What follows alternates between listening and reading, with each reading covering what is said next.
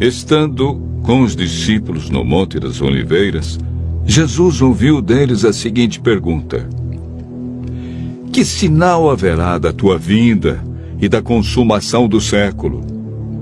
O mestre, então, enumerou vários sinais indicadores do seu retorno à terra. Alguns sinais destes apresentados tiveram cumprimento inicialmente em Jerusalém e serviram como maquete ilustrativa dos acontecimentos do fim. Outros sinais, porém, estão se cumprindo agora, em nossos dias. Todos os dias lemos e ouvimos nos jornais, rádio e televisão inúmeros acontecimentos. São várias as tragédias: terremotos, chacinas, roubo, enganos, crianças abandonadas, doenças, fome, guerras. O que diz a Bíblia sobre esses acontecimentos?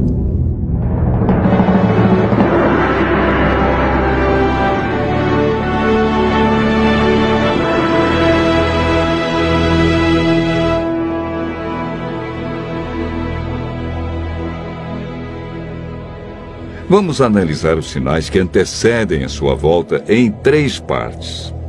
Primeiro, os sinais no mundo social. Segundo, sinais no mundo natural. E por último, sinais no mundo religioso. Os sinais no mundo social estão descritos em Mateus 24, versos 6, 7 e 10. Jesus profetizou que antes de sua volta, o mundo estaria envolvido em guerras, fome, nação contra nação, reino contra reino, traição e ódio entre as pessoas. Na segunda carta de Timóteo, capítulo 3, versos 1 a 5, nos fala de tempos difíceis. Desemprego, fome, pessoas egoístas, avarentas, pessoas blasfemando de Deus, filhos desobedientes à paz, homens sem domínio de si. Esses sinais no mundo social são provenientes da obra de Satanás e não de Deus. Na segunda parte do nosso estudo, falamos a respeito dos sinais no mundo natural. Mateus 24, versos 7 e 29, fala de sinais que estão acontecendo e que já aconteceram. No dia 19 de maio de 1780, o sol escureceu.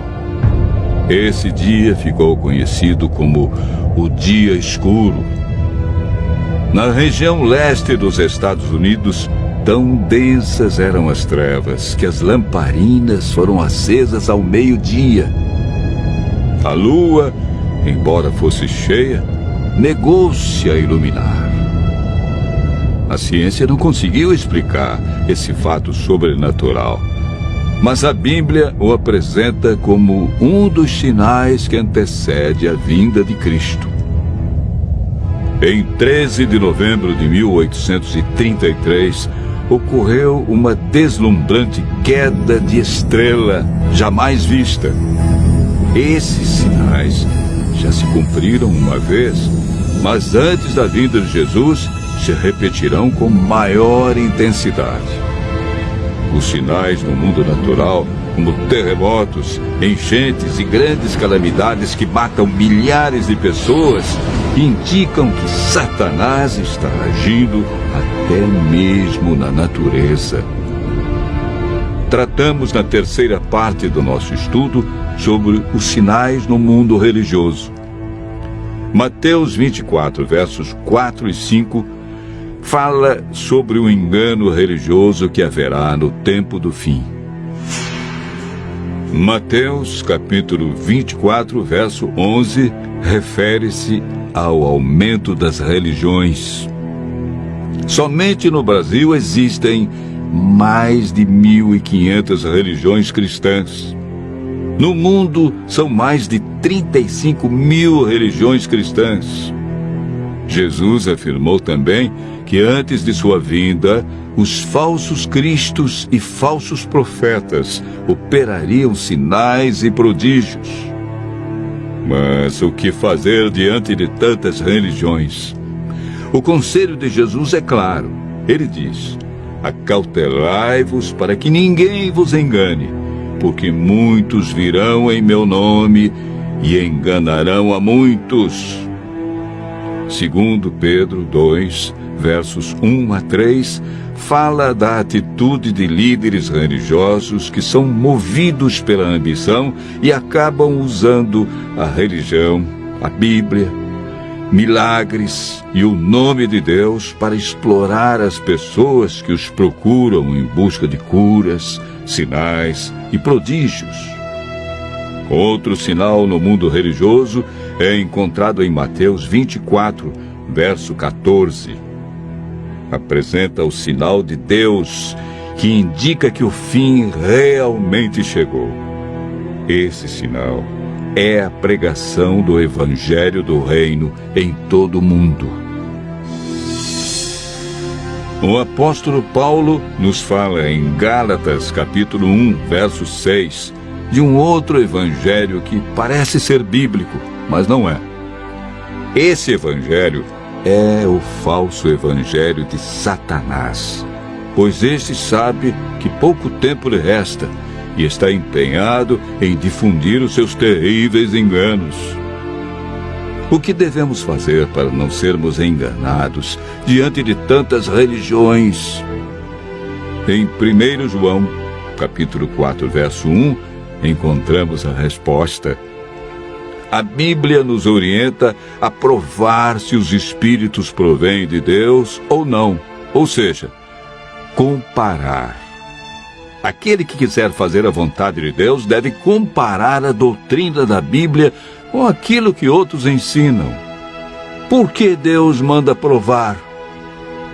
De acordo com Mateus 7, verso 15, o engano vem parecendo verdade.